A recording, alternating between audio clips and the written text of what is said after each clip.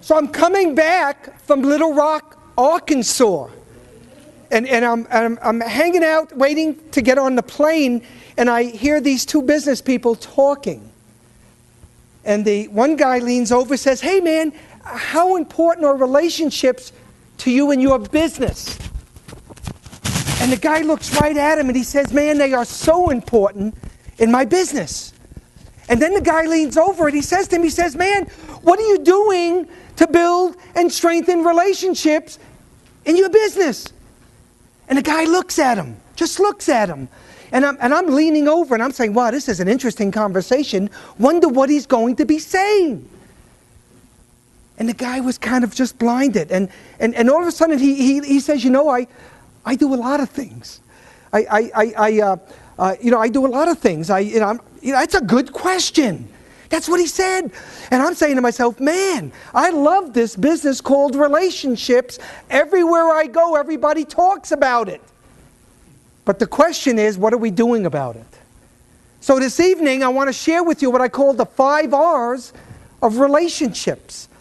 And I was standing on a stage for Jiffy Lube International in 1995.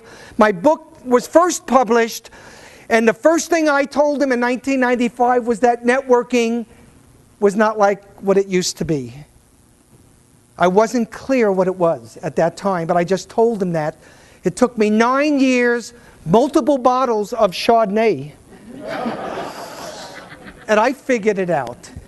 I want to share the 5 R's with you. And I want to start out by introducing 5 demonstrators for me this evening to kind of expand what I've got to say. So is Tim Duggar from Career Transition Strategies here? Tim, come on down. Yeah, Tim. Come on, Tim. Let's hear it for Tim. Come on, I want you up here. So the first star I want to talk about is this thing called... Oh, I can show it now. We did 6 months worth of rehearsals on this one. It's called rewardingness. Rewardingness. Rewarding is a sense of reward. I'm getting upstage, right? Okay. So rewarding is a sense of reward or some kind of a return on your effort. Do you know that there is exists a fundamental psychological theory that says people will continue to repeat behavior that are more rewarding to them? So the question to everybody is, if you want to develop a relationship focus, what are you doing to increase the rewards?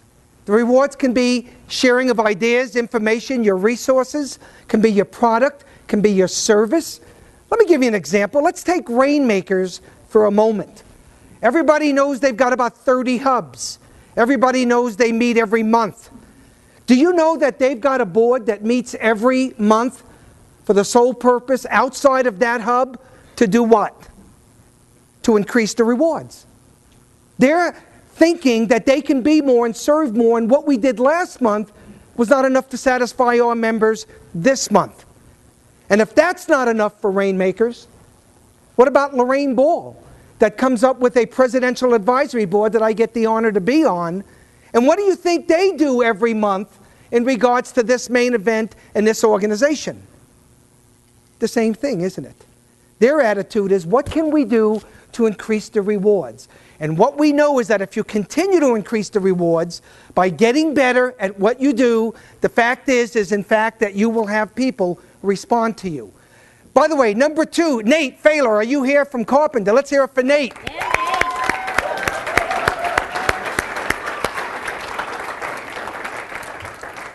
Well, Nate Failer is a great carpenter. He's a great realtor and down with Carpenter. See me with a hammer.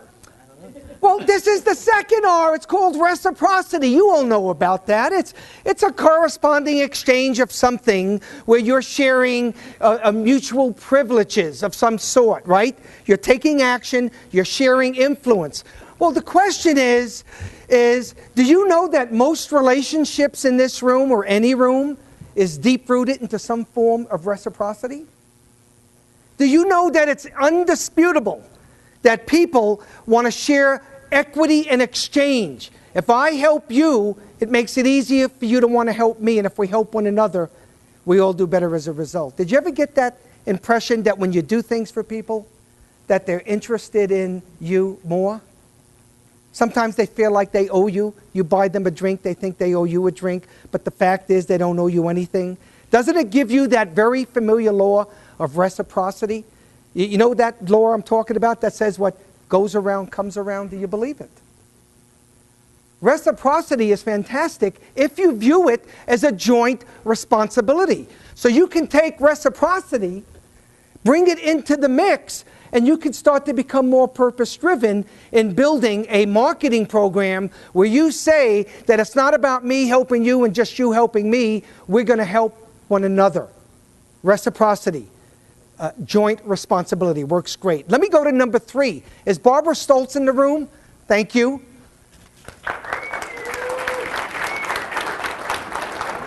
Now, Barbara is with the Carpe Abundance group. They're doing that whole millionaire mindset with T. Harv Eker. You got to be there. You got to be there. But here's what I want to mention. Rules. Everybody brings rules to the table when it comes to relationships. In fact, most rules while they could be contractual, right, or more formal, when it comes to just meeting people at a Rainmaker meeting, the fact is that they're pretty informal. I want you to think of rules as the condition for the relationship. So what conditions do we bring to the table? Think about it for a moment. I think about a lady that I met years ago at a bar. I was a single guy a long time ago. And I looked to my left and she looked at me and we kind of smiled and we kind of hit it off. And first thing she says to me, she says, look, you seem like a really nice guy, but not in any rush to build a relationship with anybody. I'm just coming out of a divorce or whatever she was telling me. See, that's a rule. What kind of rules do you put in place? Sometimes it's monetarily. Sometimes it deals with geographics. Sometimes it deals with characteristics or personalities. Maybe there's a certain kind of person you like to connect with, and so that's the kind of person I'll gravitate towards. Maybe I need people that are dependable and responsible and are more giving. Maybe those are my rules. What about a financial planner that's here this evening? Are there any in the audience? Think about your rules sometimes. I met a financial planner one time, said he only does business with people that are at the $1 million portfolio level. That's his rules. He just puts it in place. No big deal, right? Well, guess what? The question you want to ask yourself is, whatever rules you put in place, is it serving you today? And if that financial services person went ahead and reinvented or recalculated his rules and said, hey, I'm going to now develop a little bit of a relationship focus. I'm going to now say, instead of $1 million portfolio, I will go to a $500,000 portfolio. The question is... That's all they have left. Oh, because that's all they have left. Okay, I like that. I finally got it. Okay, I'm the last one to get it. I got it.